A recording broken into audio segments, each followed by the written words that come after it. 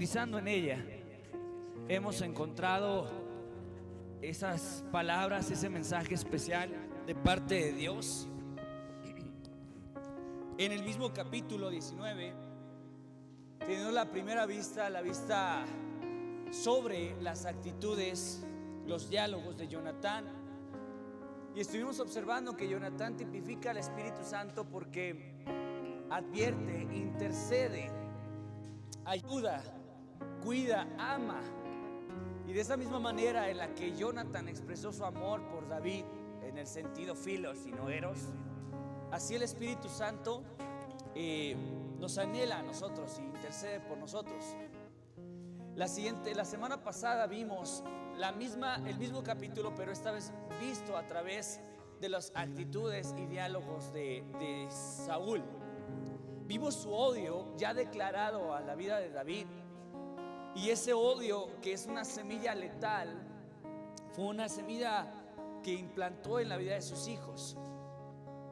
Hubo un punto que se llamaba "mi odio es tu odio", y te acuerdas que el odio hace que quieras que los demás odien lo que tú odias o a quien tú odias. Vimos la devoción pirata de Saúl, ¿te acuerdas? Vive Jehová que no lo voy a matar, pero su vive Jehová duró 2 segundos, porque lo buscó matar de una manera insistente, persistente. Luego vimos Saúl usó todos los recursos que tenía como ese rey obstinado, porque al final todos sabemos que ya no era rey. Era un rey que se había ensimismado en permanecer en el trono. Él ya no era el rey, pero aún así se asió del trono. Y estando en el trono, él tenía muchos recursos, a los siervos, a los soldados, pero él usó los recursos del reino para sus propósitos. ¿Te acuerdas que vimos que Dios nos rodeó de todos los recursos posibles, de todos los recursos necesarios para que tú y yo cumpliéramos la voluntad del Padre? Pero estamos usando esos recursos no para cumplir su voluntad, sino cumplir nuestra voluntad. Que dicho sea de paso, nuestra voluntad por lo regular es necia y materialista. Hoy vamos a hacer una lectura panorámica diferente, ya que vamos a ver las actitudes, los diálogos de David. Hemos visto a Jonatán, hemos visto a Saúl, ahora toca ver a David. Vamos a hacer entonces esta lectura panorámica, capítulo 19 del versículo 1 en adelante. Vamos a detenernos aproximadamente en el versículo 22. Mira lo que dice la palabra del Señor. Saúl habló a Jonatán su hijo y a todos sus siervos para que matasen a David.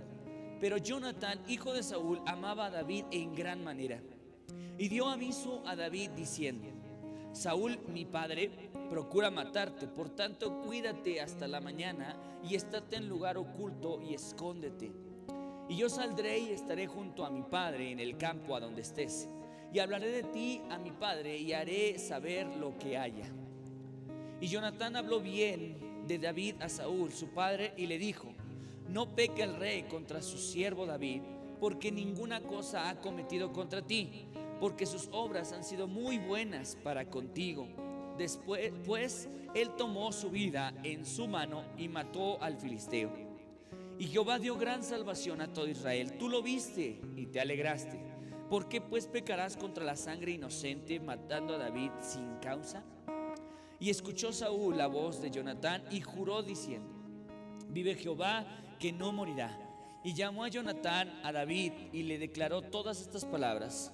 Y él mismo trajo a David a Saúl y estuvo delante de él como antes. Después hubo de nuevo guerra y salió David y peleó contra los filisteos e hirió con gran estrago, y huyeron delante de él.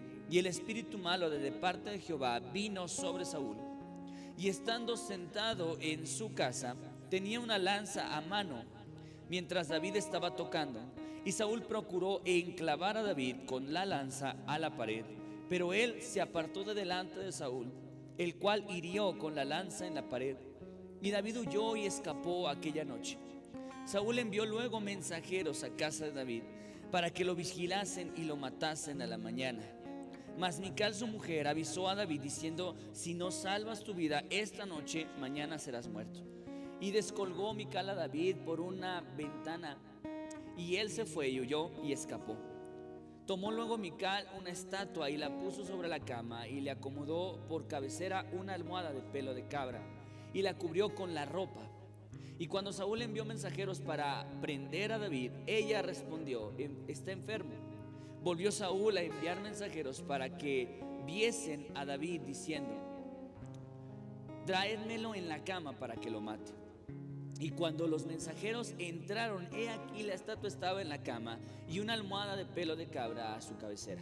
Entonces Saúl dijo a Mical: ¿por qué me has engañado así y has dejado escapar a mi enemigo? Y Mical respondió a Saúl: porque él me dijo: déjame ir, si no, yo te mataré. Huyó pues David y escapó, y vino a Samuel a Ramá, y le dijo todo lo que Saúl había hecho con él. Y Samuel se fue y moraron en Nayot, y fue dado aviso a Saúl diciendo: he aquí que David está en Nayot de Ramá. Entonces Saúl envió mensajeros para que trajesen a David, los cuales vieron una compañía de profetas que profetizaban, y a Samuel que estaba allí y los precedía. Y vino el Espíritu de Dios sobre los mensajeros de Saúl, y ellos también profetizaron. Cuando lo supo Saúl, envió otros mensajeros, los cuales también profetizaron. Hasta ahí vamos a dejar nuestra lectura. Hoy tenemos el panorama, pero ahora en vista de las actitudes y los diálogos de David. Vemos a David inmerso en una persecución. David estaba siendo acosado, perseguido a muerte por Saúl. Pero date cuenta que Saúl hasta este punto es el referente de un hombre valiente, de un hombre que ha buscado cumplir la voluntad que ha puesto Dios en su corazón. Hasta ahorita, y si tú lo has notado, David nunca ha escuchado la voz de Dios que le ha dicho: quiero que venzas a los filisteos. Todas sus acciones, todas sus actitudes han sido de su propio proceder. Dios daba victoria a David porque él buscaba matar a los enemigos de Israel, estaba buscando el cumplimiento de la voluntad de Dios. Así que podemos concluir que David estaba siendo un hombre justo, correcto, pero le estaba yendo mal. Y aquí nos preguntamos: ¿por qué un hombre que está haciendo justicia y es un hombre bueno? Porque incluso ya Jonathan le dice a su padre: no peques matando a un hombre inocente, a un hombre justo, que lo único que ha dado a Israel son victorias. ¿Por qué entonces le estaba pasando esto? Bueno, la Biblia dice lo siguiente en 2 Corintios 4, 8 al 18. Voy a ir deteniendo a Analú. Que estamos atribulados en todo, mas no angustiados, en apuros, mas no desesperados, perseguidos, mas no desamparados, derribados, pero no destruidos. Tantito hasta ahí. Dice la palabra: estamos atribulados. Versículo 8, escucha: atribulados pero no angustiados, en apuros mas no desesperados. Así que podemos decir que la angustia y la desesperación son síntomas carnales, iglesia. Porque sí vamos a estar atribulados y sí vamos a estar angustiados, en apuros, pero las actitudes en base a estos escenarios van a definir nuestra vida, si somos espirituales o carnales.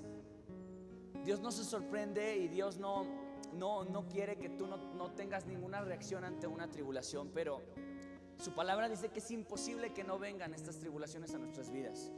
Son necesarias, en ellas es donde Dios se quiere glorificar y manifestar. Pero no podemos tener actitudes como los demás. Estas palabras no están incluidas en la semántica de la fe de Dios. Porque no puedes decir que soy un cristiano de fe, pero soy un cristiano angustiado. Soy un cristiano que lee la Biblia, pero soy un cristiano amedrentado.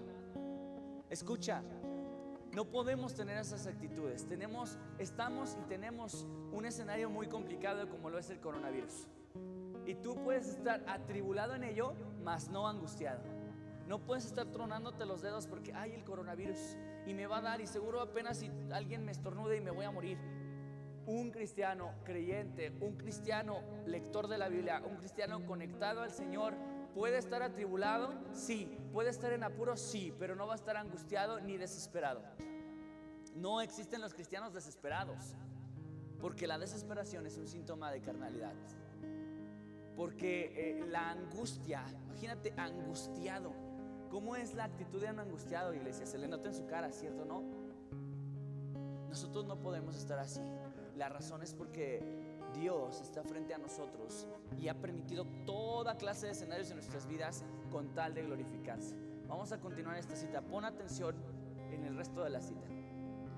Perseguidos, mas no desamparados, derribados, pero no destruidos, llevando en el cuerpo siempre por todas partes la muerte de Jesús, para que también la vida de Jesús se manifieste en nuestros cuerpos. Porque nosotros que vivimos siempre estamos entregados a muerte por causa de Jesús, para que también la vida de Jesús se manifieste en nuestra carne mortal. De manera que la muerte actúa en nosotros y en nosotros la vida. Pero teniendo el mismo espíritu de fe, conforme a lo que está escrito, creí, por lo cual hablé. Nosotros también creemos, por lo cual también hablamos. Sabiendo que el que resucitó al Señor Jesús, a nosotros también nos resucitará con Jesús y nos presentará juntamente con vosotros. Porque todas estas cosas padecemos por amor a vosotros, para que abundando la gracia por medio de muchos, la acción de gracia sobreabunde para gloria de Dios. Por tanto, no desmayamos. Antes, aunque nuestro hombre exterior se va desgastando, el interior, no obstante, se renueva de día en día. Porque esta leve tribulación momentánea produce en nosotros un cada vez más excelente y eterno peso de gloria, no mirando nosotros las cosas que se ven, sino las que no se ven, pues las cosas que se ven son temporales, pero las que no se ven son eternas. Me pone el versículo 17. En esta cita entendemos que un cristiano no es intocable, no es intachable tampoco. Un cristiano es vulnerable a cualquier otra cosa que las personas estén pasando. Nosotros no somos intocables, no estamos exentos de toda tribulación. Nosotros como creyentes muchas veces romantizamos el evangelio y pensamos que en cuanto te acercas al evangelio las cosas te tienen que ir bien, porque pues ¿cómo no? Yo me acerco a Dios para que me vaya mejor. Pero Jesús siempre nos dijo que cuando nosotros nos acercamos a Él, vamos a pasar por lo que Él también pasó: rechazo, golpes, persecución. Y esto suena como un tema de mártires, ¿verdad? Como aquellos que están en la India, en Afganistán, en China, en aquellos países donde es prohibido el evangelio. Pero sabes, tú y yo vamos a pasar por muchísimas tribulaciones por el hecho de ser creyentes. Nosotros vamos a sufrir penalidades por el hecho de ser creyentes. Sabes, en esta tierra lamentablemente el ser una persona honesta es más caro que ser una persona tranza. Una persona en México que es tranza es aceptable, es lista, es sagaz. Una persona honesta, justa, que hace las cosas como que Dios lo está viendo, no tiene mucha cabida. No es precisamente aquella persona que se le aplaude. Así que, iglesia, piensa tantito en un joven en una escuela, en una secundaria, en una preparatoria. ¿Es fácil el camino de la fe en su escuela? No va a llegar a decir: compañeros, fíjense que en el sermón del domingo, no hombre, Dios nos habló con esto. ¿Qué le van a decir? ¿Qué le van a hacer? Seguramente será blanco de bullying. Pero, ¿sabes? Yo puedo concluir que una marca del evangelio en la vida de un cristiano es la persecución. Cuesta caro hacer la voluntad de Dios. Cuesta caro buscar la voluntad del Señor. Cuesta muy caro, pero cuesta más caro no hacerlo, quiero decirte.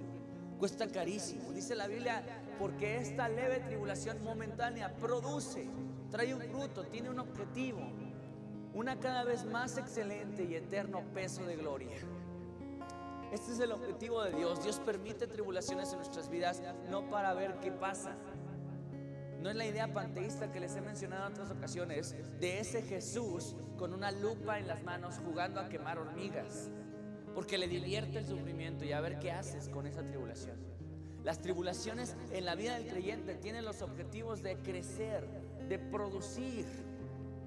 Así que, iglesia, vemos a David que haciendo lo correcto le estaba yendo mal, ¿cierto o no?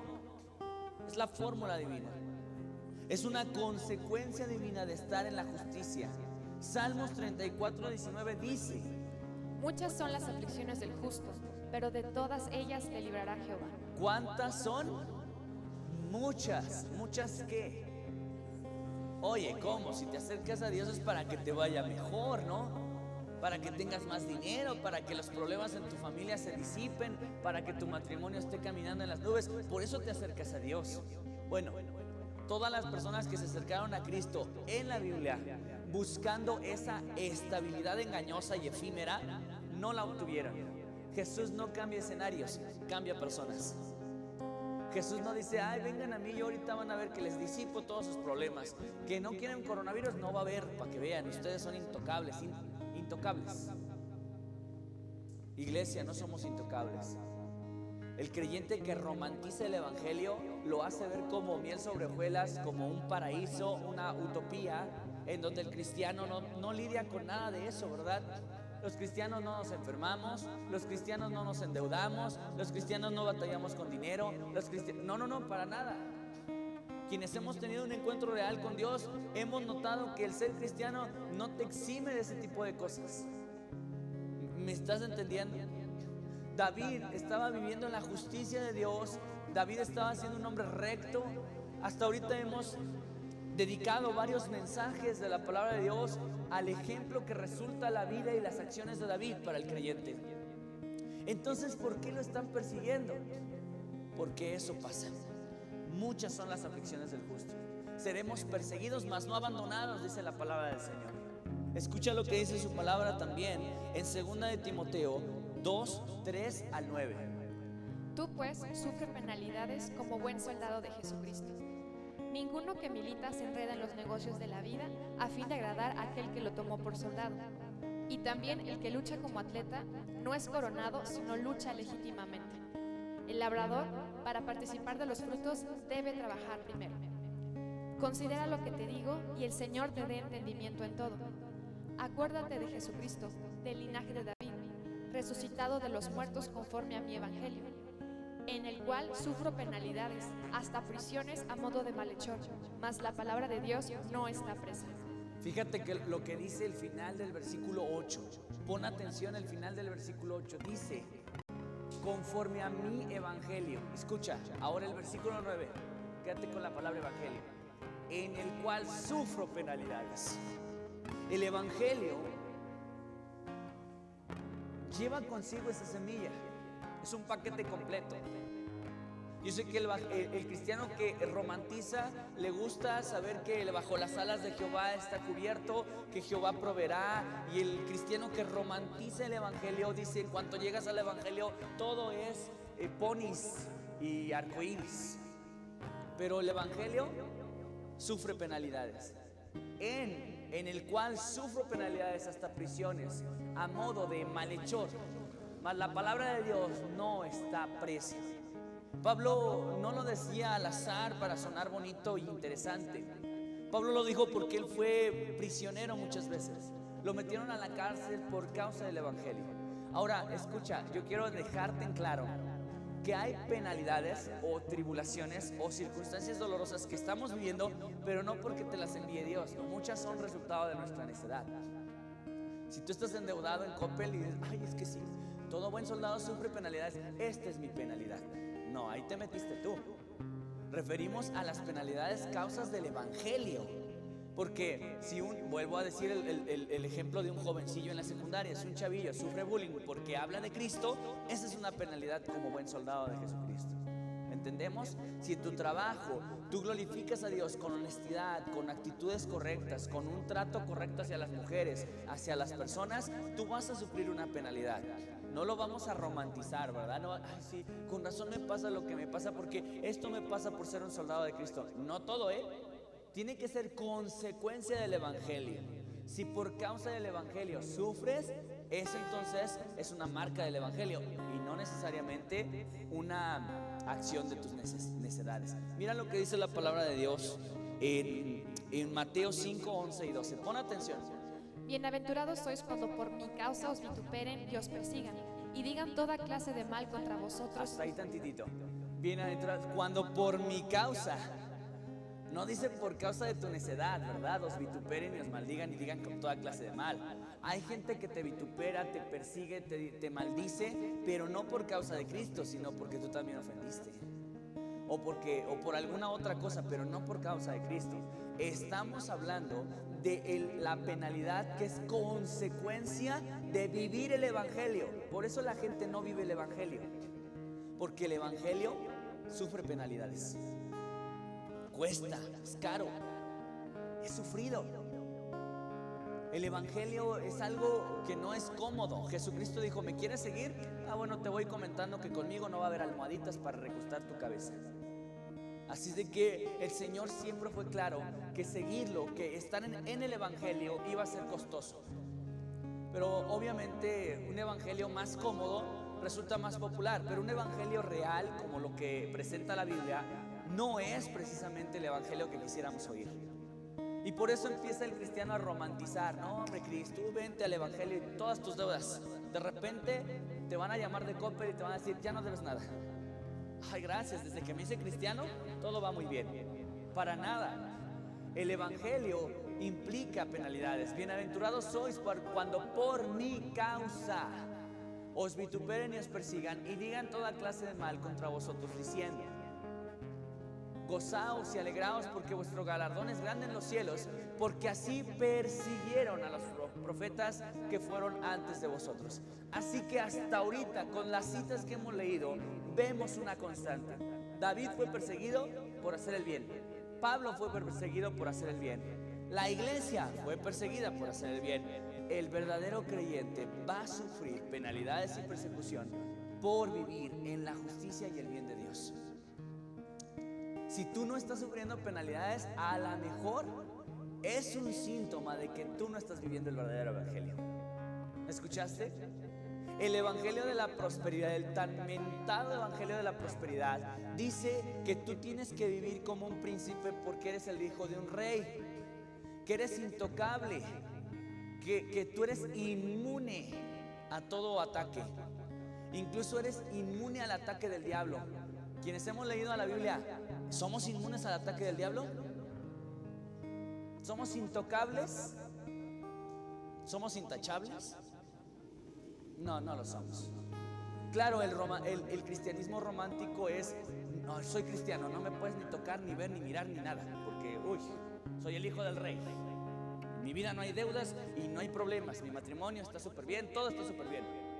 No, cuando entiendo que el evangelio sufre penalidad, hace que el creyente sufra penalidades con objetivos de madurez, entonces empiezo a caminar en una madurez cristiana real.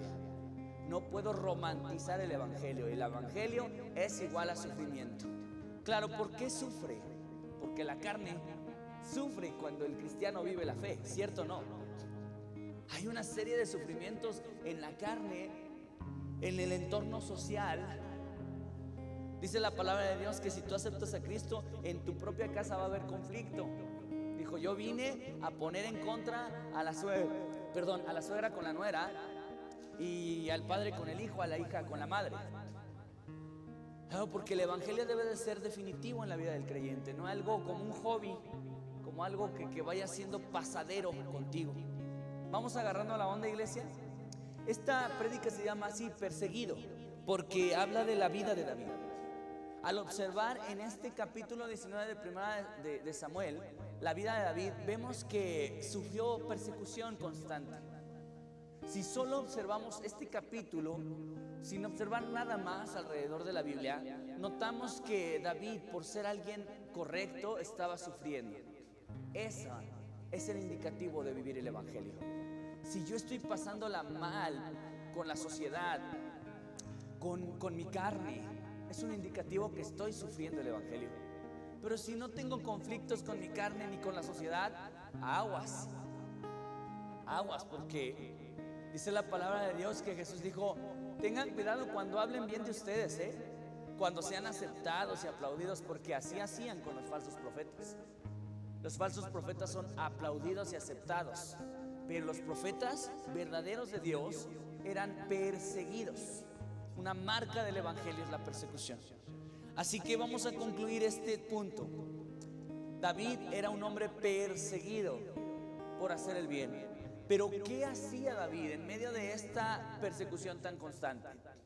En medio de estas amenazas de muerte, porque en este capítulo, no sé si tú le pusiste atención, iglesia, pero en este capítulo vemos a David que lo amenazaron un chorro de veces. Jonathan viene y le dice: oye, te van a matar, aguas, mejor escóndete, te van a matar. Y luego Mical le dijo: si no te escapas hoy, esta mañana eres hombre muerto. Imagínate que estés constantemente con esas noticias y con esa amedrentación, iglesia. ¿Cómo debería estar David? Te aseguro que debería estar no solo preocupado, debería estar en una cueva en posición fetal, columpiándose y esperando su muerte. Pero no estaba haciendo eso. ¿Qué estaba haciendo David mientras había persecución en su vida? Punto número 1: escuchar más el consejo que el conflicto. David escuchó más el consejo que el conflicto. Si notas, es más, creo que ni un solo diálogo de David. Todas son acciones. ¿Sí estás entendiendo? Hasta el capítulo 20 hay diálogos de David, pero todo el capítulo 19 no hay un solo diálogo. No hay un diálogo en: ay, Dios mío, ¿por qué me quieren hacer esto? No hay ni uno solo. Son sus acciones. Él escuchó más el consejo que el conflicto. Cuando Jonatán le dijo: oye, mi papá está resuelto a matarte, escóndete, y cuando yo averigüe qué está pasando y interceda por ti, vengo y te cuento todo. Él siguió la instrucción de Jonatán. Cuando Mical le dijo: oye, mi papá te quiere matar, te voy a descolgar por la ventana, y escápate porque te vas a morir, él siguió la instrucción. ¿Cierto o no? ¿Vamos bien? David, escuchó más el consejo que el conflicto. Cuando nosotros estamos pasando por cualquier tribulación, tenemos que escuchar más el consejo de Dios que cualquier rugido del conflicto. Claro, los conflictos buscan eso, amedrentarte. Saúl estaba constantemente diciéndole a David: te voy a matar, y le estaba mandando mensajeros. ¿Cuántos mensajeros le envió, iglesia? Ustedes que leyeron todo este capítulo, 6 o 7, 8 veces envió mensajeros a decir: tráiganmelo, aunque sea en la cama, pero me lo voy a matar. Imagínate, ¿tú crees que todo eso no le llegó a los oídos de David? Todo llegó a sus oídos. Pero ¿qué escuchó más? ¿El consejo o el conflicto? Mira lo que dice Salmo 112, 7. No tendrá temor de malas noticias. Su corazón está firme, confiado en Jehová. No tendrá temor de malas noticias. Su corazón está firme, confiado en el Señor. Aquí podemos ver, no es que no escuches malas noticias. Este versículo no dice: hey, Raquelito, no escuches malas noticias, nunca veas a Denise Merker ni al Javier Alatorre diciendo malas noticias. No las escuches. No dice: no escucha malas noticias. Dice que las escucha, pero no tiene miedo. ¿Por qué no tiene miedo? ¿Es un valentón? No, no es un valentón. Es alguien que está confiado en Jehová, que escucha más el consejo que el conflicto. Y hoy estamos en medio de un conflicto de salud impresionante, ¿cierto o no? ¿Qué estás escuchando más? ¿El consejo o el conflicto? ¿Dónde encuentras el consejo? Lo encuentras en la palabra de Dios. Si tú estás pasando por una tribulación bien pesada y difícil, ya sea matrimonial, económica, de salud, la índole que sea, métete con Dios, iglesia. Escucha más el consejo que el conflicto. Escucha más la voz de Dios. Pon más atención a la palabra del Señor. Dios te quiere hablar. Agarra la Biblia, léela. Dios te va a dar un consejo muy bueno en ella. Escucha más el consejo que el conflicto mismo. El conflicto va a rugir para amedrentarte, asustarte, mantenerte espantado. Pero el consejo de Dios va a producir paz, fortaleza. Si tu conflicto te está rugiendo, te vas a divorciar, así como van las cosas, mañana ya no estás casado o casada. Así como van las cosas, ya quebraste en tu economía, no vas a tener ni frijoles, tus hijos te van a pedir comer, no vas a tener nada. El conflicto te va a rugir muchísimas cosas, pero no dice la palabra de Dios que te hagas oídos sordos, ¿verdad? Que digas: no oigo, soy cristiano y tengo orejas de pescado. No dice eso. No dice que tú hagas que no existe eso. No, es una realidad que estás parado en un conflicto. Pero ¿qué vas a hacer en medio de ello? Escucha más el consejo del conflicto que el conflicto. Agarra la Biblia. Dios te va a decir qué hacer en medio de un posible divorcio, ¿Qué hacer en medio de una deuda? ¿Qué hacer en medio de una situación difícil de salud o familiar? Escucha más el consejo que el conflicto. En Mateo 14, 25 al 33, narra la ocasión en la que Pedro y los discípulos estaban en la barca y Jesús camina por el mar y pensaron que era un fantasma y gritan. Y Jesús le dice: tengan paz, soy yo. Y Pedro le dice: pues si eres tú, manda que yo vaya. Y pues ven para acá, Pedro. Y Pedro se arriesga y empieza a dar pasos, pero en cuanto empieza a ver más la tempestad es cuando se hunde. Es una porción de la escritura muy popular. Los predicadores siempre han apuntado en que en cuanto empezó a ver alrededor es cuando se hundió. Y es cierto, cuando empiezas a ver más el conflicto, te hundes. Claro, imagínate, hoy te van a matar, te van a matar, te van a matar. Eso desanima, aterroriza, atemoriza, desalienta. Pero ven a David desalentado. ¿Por qué? Escuchó más el consejo que el conflicto. Punto número 2. No te estaciones, prosigue. Punto número 2. No te estaciones, prosigue. En el versículo 7 y 8, por favor póngamelo ahí. El versículo 7 y 8 dice que Jonatán llega con David y le dice: ¿sabes qué? Que ya hablé con mi papá y él, acuérdense, juró: vive Jehová que no lo voy a matar. Entonces Jonatán lleva a David ante su papá y dice que él estaba como antes. ¿No lo tenemos por ahí? Si me lo puedes leer, Mariana, en voz alta, el versículo 7 y 8 de 1 Samuel 19. ¿Alguien ya lo tiene a la mano? Y llamó Jonatán a David y le declaró todas estas palabras. Y él mismo trajo a David a Saúl y estuvo delante de él como antes. ¿Estuvo cómo? Como antes. ¿Qué estaba haciendo antes David delante de Saúl? Tocando el arpa, ¿verdad? Imagínense que alguien te dice, que un narco te dice: te voy a matar, Fer, si no me das una lana por tu trabajo. Te voy a matar, te voy a matar, te voy a matar, te voy a matar. Pero luego sucede algo, pasa, alguien intercede. ¿Tú podrías estar con esa persona como antes? Hay un antecedente de muerte, de amenaza de muerte. No, yo ya no. Ya me voy a hacer a un lado. Estar como antes, con la misma seguridad, haciendo lo mismo de la misma manera, es un síntoma de que Dios está al control, ¿cierto?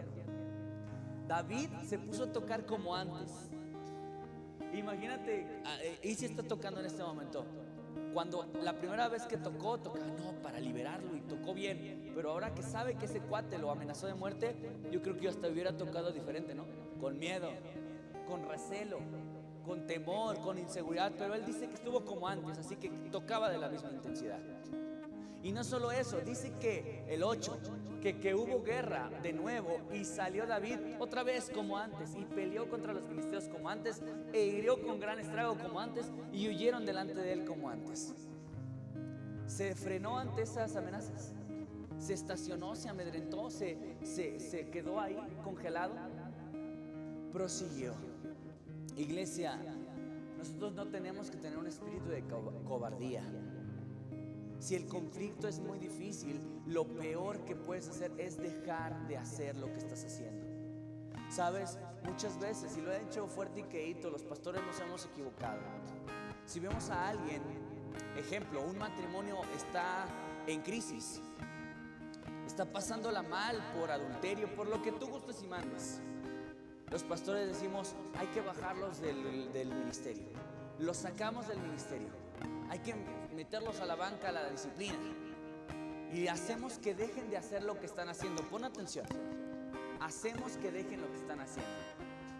Pero Dios dice: no, sigue haciendo lo que estás haciendo, prosigue, insiste. Es el momento donde más necesitas estar cerca de Dios, donde más necesitas servir a Dios, donde más necesitas agarrarte con todo a Dios. ¿Cuándo Dios bajó a alguien del servicio? Nosotros somos los que hemos hecho esas leyes de hombres. No lo debemos hacer. Es el momento en el que más necesita servir, más necesita acercarse a Dios. Y sí, Dios se encargará de tratar, y obviamente el pastor tiene que pastorear esa parte y llevarlo ante el Señor para confrontar esa parte de su vida. Pero no debemos de hacer eso. Esa no es la forma de actuar de Dios. Escucha, no te estaciones, prosigue. Muchas personas han dejado de servir a Dios por algo. Muchas personas han dejado de leer la Biblia por algo. Muchas personas dejaron de orar.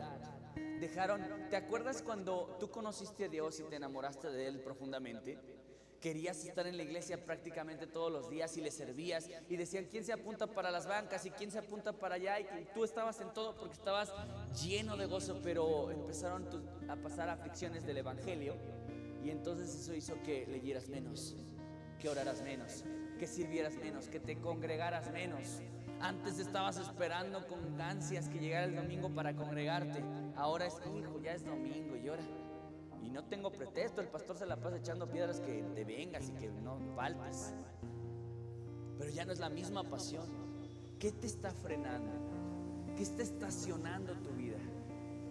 ¿Qué está haciendo que te paralices? Filipenses 3:14 dice: prosigo a la meta, al premio del supremo llamamiento de Dios en Cristo Jesús. prosigo a la meta. Cuando hablan de una meta, aquí estará Fer, él trabaja en esto de los deportes. La meta es el objetivo, el lugar a llegar. Y regularmente el que llega a la meta es el que llega más rápido en los deportes. Pero en la fe no se trata de llegar rápido, se trata de llegar. Pablo dijo, he acabado la carrera, he terminado. No dijo que en qué lugar, ¿verdad? No dijo, llegué en primer lugar, ándale, les gané a todos. No, solo llegó. El punto es que esta carrera no es de velocidad, es de resistencia, es de aguante. Por eso cuando alguien deja de servir le decimos, pues qué poco aguante. Porque un rocecillo con un hermano y dejó de servir. Algo que no le pareció, que vio, que escuchó acerca del pastor y dejó de servir. ¿Sí me estás agarrando la onda? ¿Qué te ha frenado para que dejaras de servir? ¿Qué voz rugió tan fuerte que dejaste de servir? Porque ya no estás avanzando hacia la meta, ahora estás estacionado. Estás a lo mejor en el camino de Dios, pero estás parado. ¿Sí me estás agarrando la onda? Estás parado, no estás avanzando porque no estás prosiguiendo. Proseguir es seguir. Y proseguir es que alguien te interrumpe. Piénsalo así, estás hablando y alguien te interrumpe y tú tienes que decir, bueno, prosigo. Voy a continuar con lo que estaba diciendo.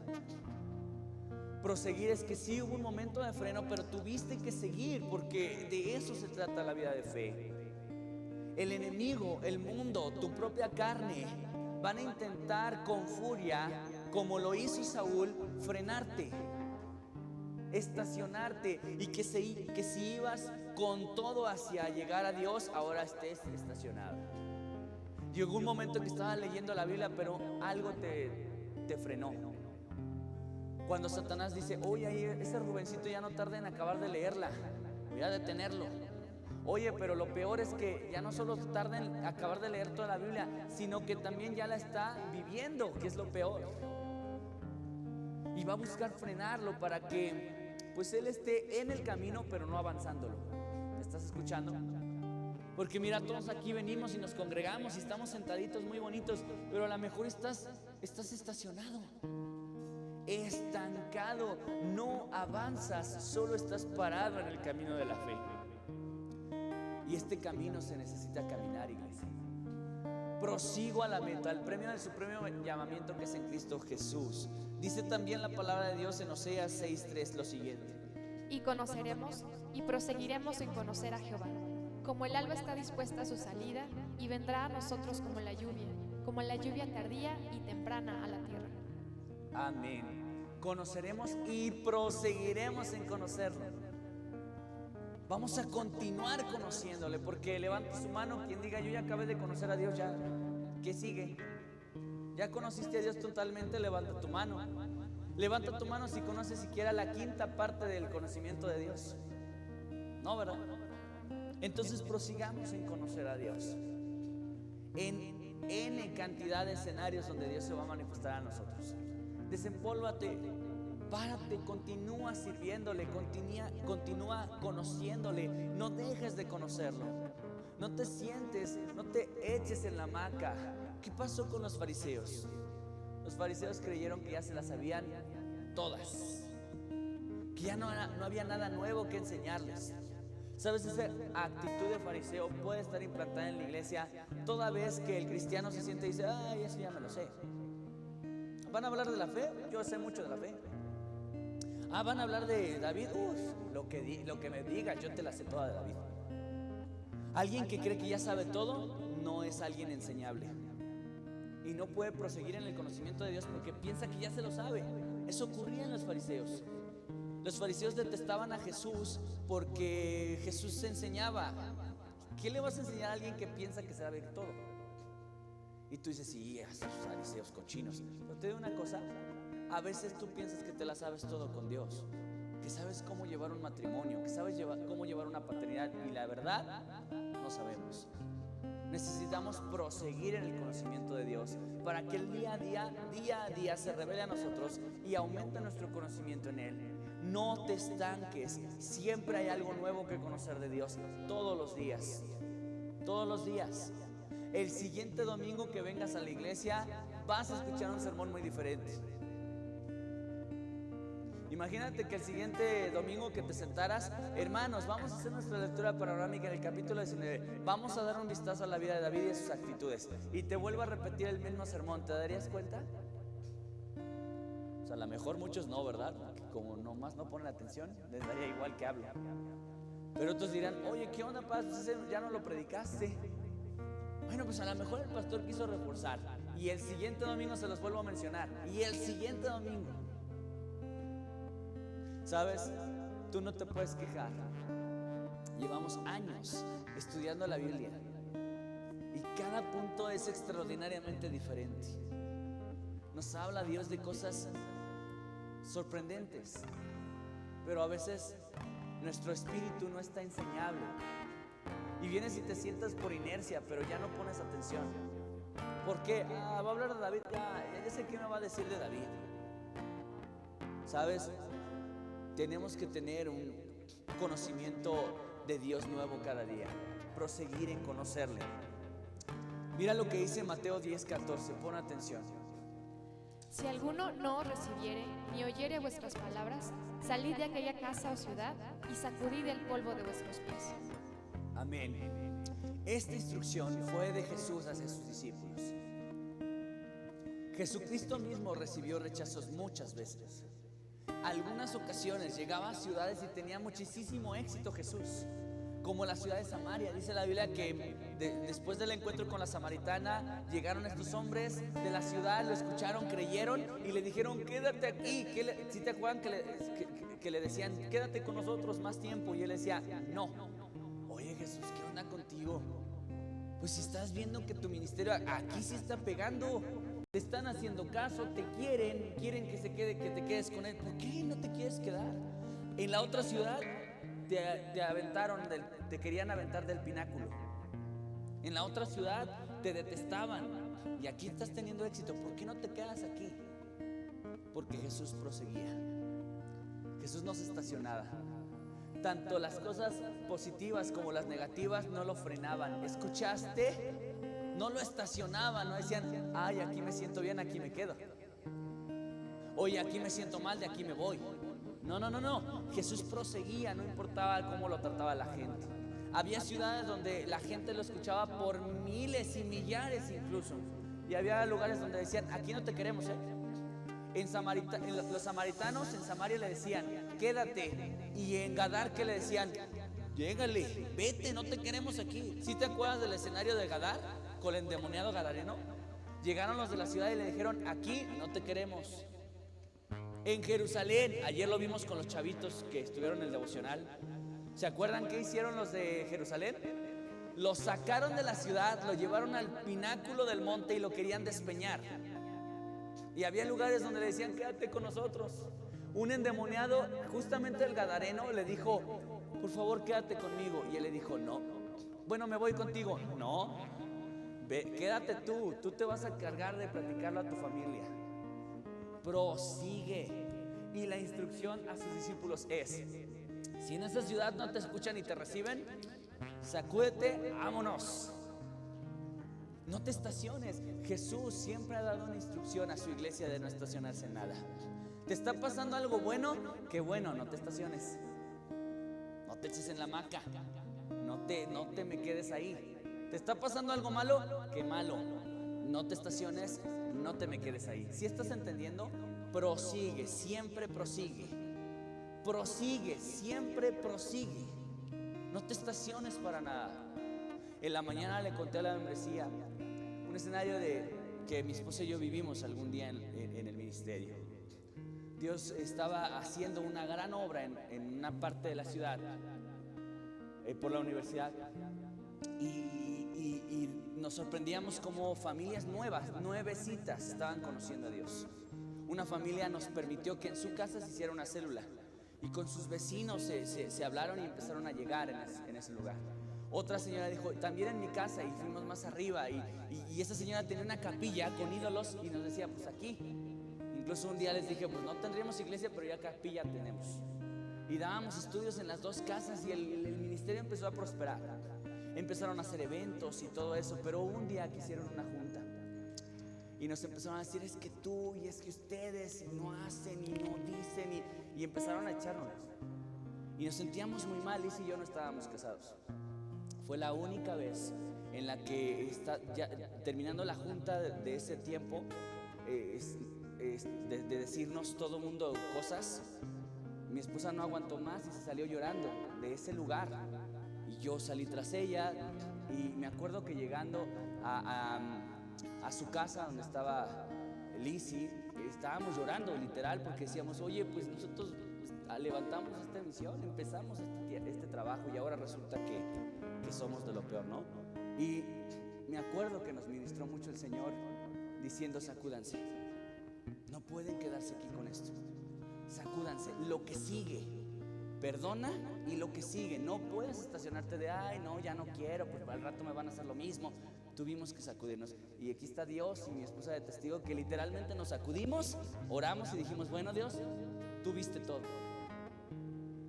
muéstranos en dónde la regamos, qué tenemos que cambiar, muéstranos qué tenemos que perdonar, pero no nos permitas marcar con este escenario nuestra vida de manera que nos frene y diga, ya no más misiones, ya no más obras, ya no voy a volver a abrir ninguna porque resulta en esto.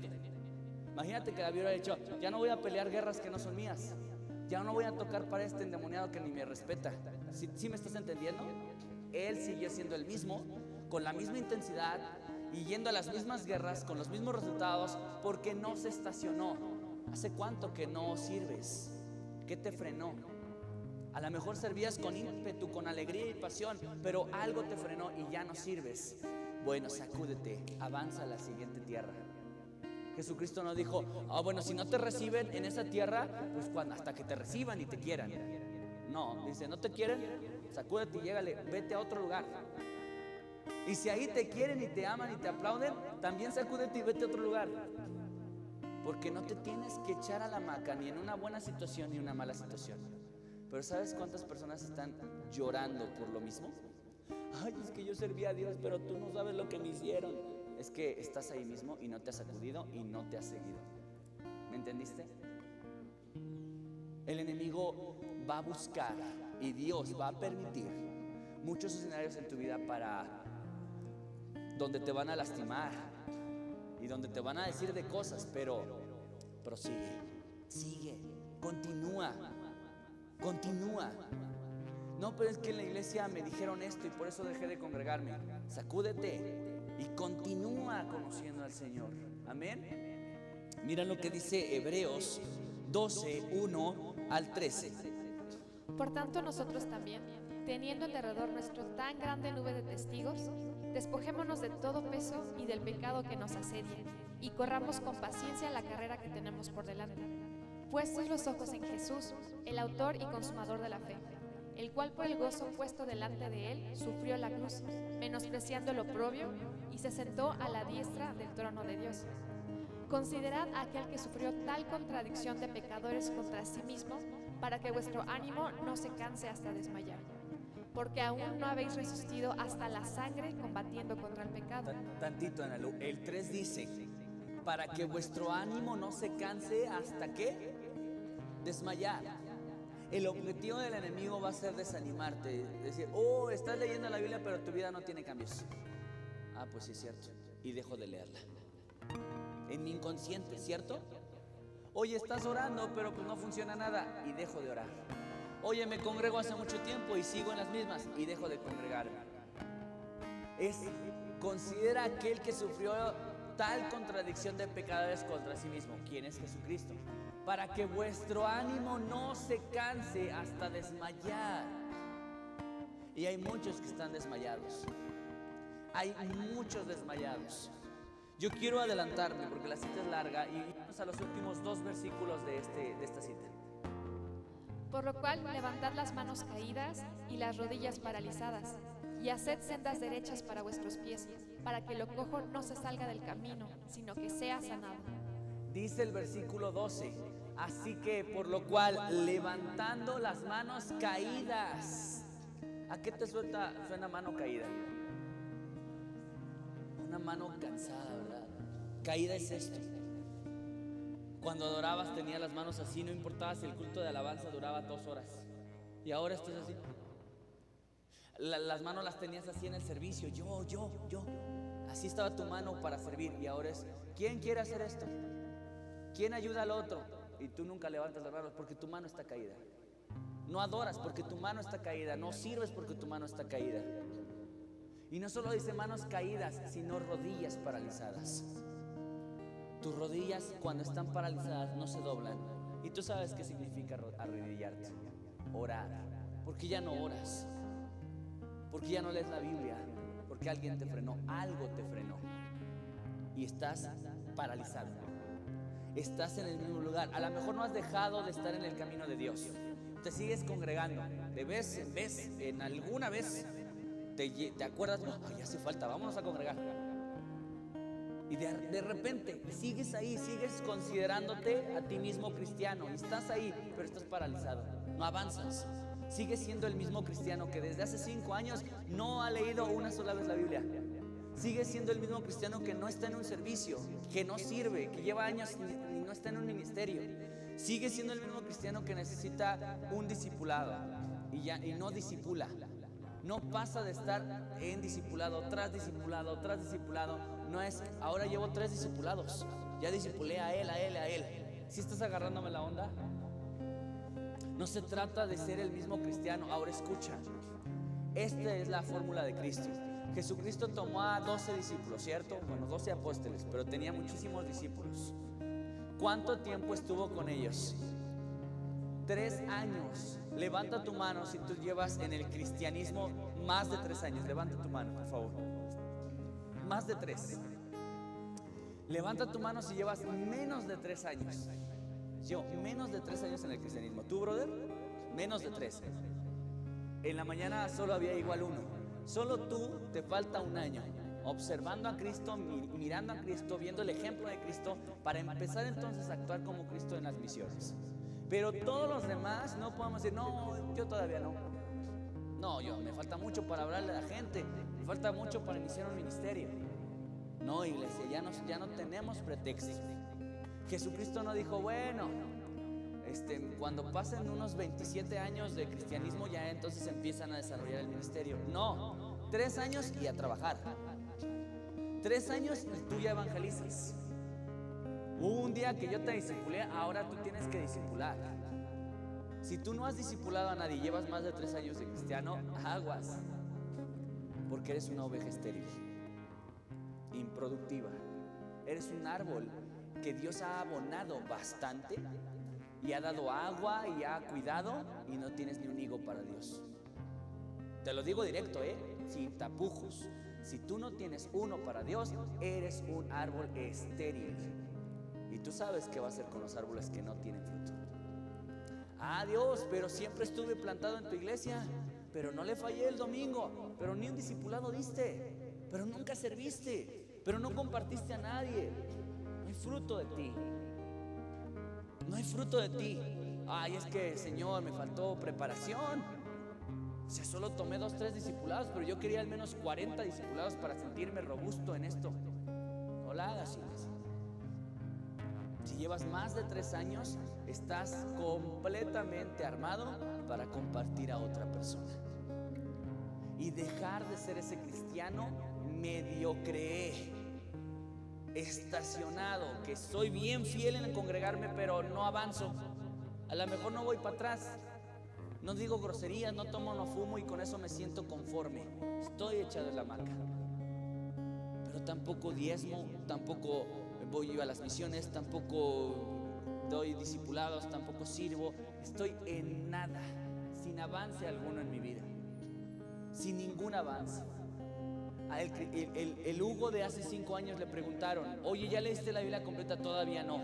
Y si le vuelven a preguntar al Hugo después de 5 años: ¿ya leíste la Biblia completa? Todavía no. Estamos mal, ¿cierto o no? Tienes que proseguir. Oye, el Hugo de hace 5 años no leía la Biblia completa, pero el Hugo de ahora ya la leyó completa. Y no solo la leyó completa, ahora ya está estudiando un libro verso a verso. Y también ya estoy sirviendo. Armé un grupo de adoración para niños. Estoy dando una célula con mujeres. Estoy tratando, pues, algo que yo estoy haciendo en mi vida cristiana. Echarme en la hamaca es estar estacionado. Prosigue. Sí, hay mucha aflicción, muchas aflicciones hay en la vida del justo, muchas. Escucha, no dejes de hacer tu parte, prosigue, porque mientras tú estás haciendo tu parte, Dios está haciendo su parte. Dios dice su palabra, no descansa el que vela por ti. Salmos 121, 3 y 4. No dará tu pie a resbaladero, ni se dormirá el que te guarda. He aquí, no se dormirá, ni dormirá el que guarda a Israel. Amén. No se adormecerá ni dormirá el que guarda tu alma. Mientras Él está haciendo su trabajo, tú tienes que estar haciendo el tuyo. Si Dios no descansa y no duerme por tu cuidado, tú tampoco debes de estacionarte en el servicio de Dios. Punto número 3, y es el último punto. David, estando en una persecución de tanta amenaza de muerte, 1, escuchó más el consejo que el conflicto. 2, no se estacionó, prosiguió. 3, se refugió en la voz de Dios. En los últimos versículos que leímos dice: huyó pues David, versículo 18, y escapó y vino a Samuel a Ramá, y le dijo todo lo que Saúl había hecho con él. ¿A dónde fue cuando escapó, iglesia? ¿A dónde se fue? Se fue con Samuel. ¿Quién era Samuel? La voz de Dios, el profeta, el sacerdote, el último juez de Israel, Samuel, que tipifica la palabra de Dios porque era la voz autoritativa de Dios. Entonces, iglesia, ¿dónde te refugias? Cuando tienes un problema, ¿dónde te refugias? Algunos se refugian en algún vicio, algunos se refugian en alguna persona, van con mamá y ahí pasa un conflicto en el matrimonio, me voy a la casa de mi madre. Pasa un conflicto en el matrimonio, me voy con mi padre. ¿Dónde te refugias? Agarra la Biblia en serio, que sea tu refugio, que sea el lugar donde vas a encontrar aliento. Dios no quiere que seas un robot indolente, que si te está pasando algo malo, digas, no sientas, Fer, no puedes sentir nada, aguas con querer sentir miedo, no puedes sentir miedo. No, sí puedes, es más, debes sentirlo, pero llévalo a Dios. Que ese coraje, miedo, tristeza, sea lo que sea que estás pasando, te lleve corriendo hacia Dios. Huyó y se fue con la voz de Dios. Si tú la estás pasando mal en cualquier cosa de tu vida, económico, salud, físico, material, bla, bla, bla, si tú la estás pasando mal, ve a la voz de Dios. Porque en la voz de Dios vas a encontrar aliento, impulso, poder, sostén, provisión y toda clase de favores. Mira lo que dice la palabra de Dios en Salmos 29, 3 al 9. Pon atención. Voz de Jehová sobre las aguas, truena el Dios de gloria, Jehová sobre las muchas aguas. Voz de Jehová con potencia, voz de Jehová con gloria. Voz de Jehová que quebranta los cedros, quebrantó Jehová los cedros del Líbano. Los hizo saltar como becerros, al Líbano y al Sirión como hijos de búfalos. Voz de Jehová que derrama llamas de fuego. Voz de Jehová que hace temblar el desierto, Hace temblar Jehová el desierto de Cades. Voz de Jehová que desgaja las encinas y desnuda los bosques. En su templo todo proclama su gloria. Amén. Voz de Jehová. Este versículo te habla de la capacidad de la voz de Dios. ¿Cierto o no? De la capacidad, la potencia de su voz. Y cuando nosotros estamos pasando por tribulación, por persecución, por tiempos difíciles, esa voz poderosa y capaz nos levanta. Es la voz que necesitamos escuchar, más fuerte que todo lo demás. El primer versículo dice: voz de Jehová, ¿qué? Dice: voz de Jehová sobre las aguas. Truena Dios de gloria, Jehová sobre las muchas aguas. ¿A qué te refiere las muchas aguas? Cuando habla de las muchas aguas, problemas, ¿cierto? Tempestad.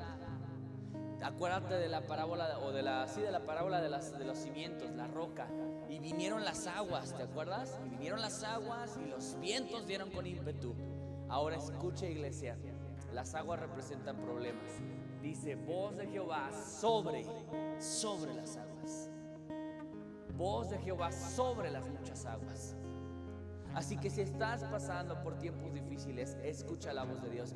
No escuches la voz de las personas que te pueden desviar de Dios. No escuches la voz de aquellas personas que te alientan a lo malo. Vas y le cuentas tus problemas a una amiga, a una prima, a un familiar, y te dicen: ay, qué mal que te está pasando esto, y que se pasó, ahora sí te dijo de más, y te alientan más algo que debería disminuir. Pero cuando te acercas a la voz de Dios no va a avivar fuegos incorrectos. La voz de Dios te va a llevar al perdón. La voz de Dios te va a llevar al ánimo, a la restauración, a la reconciliación. ¿Cierto o no? Pongamos el ejemplo de un matrimonio que está en crisis y que están a nada de divorciarse. Y esa mamá va y se lo cuenta a su mamá. Esa mujer va y se lo cuenta a la mamá. La mamá: te lo dije, ese desgraciado te iba a hacer eso, no, mándalo para allá. ¿Y cómo se atreve a decirte eso? Eso alienta a que si ya estaba un pelo del divorcio, se divorcie, ¿cierto o no? Pero si esa mujer, en lugar de ir a escuchar la voz de la mamá, va a escuchar la voz de Jehová, Jehová va a decir: te lo dije, ¿para qué te casas? No, Jehová va a decir: perdona. Jehová va a decir: ora por él. Jehová va a decir: restaura. Jehová va a decir: reconstruye. Jehová va a decir: déjame intervenir. Jehová y su bendita voz va a llegar a tu vida diferente. Y en muchos escenarios más. Así que, amada iglesia, David, estando perseguido injustamente a causa de hacer las cosas bien con Dios, a causa de eso, en lugar de hacer otra cosa, él hizo 3 cosas que ustedes me van a repetir. Punto número 1: en lugar de espantarse, ¿qué hizo David? Escuchó más que el consejo que el conflicto. Segundo, David, ¿qué hizo? No se estacionó, prosiguió. Y punto número 3, se refugió en la voz de Dios. Ahí encontró el refugio más fuerte. Estos versículos de la voz de Jehová están hermosos porque te hablan de su potencia y su capacidad. Yo te animo a conocer esa potencia y capacidad en la voz de Dios. Amén. Ponte de pie, vamos a orar juntos.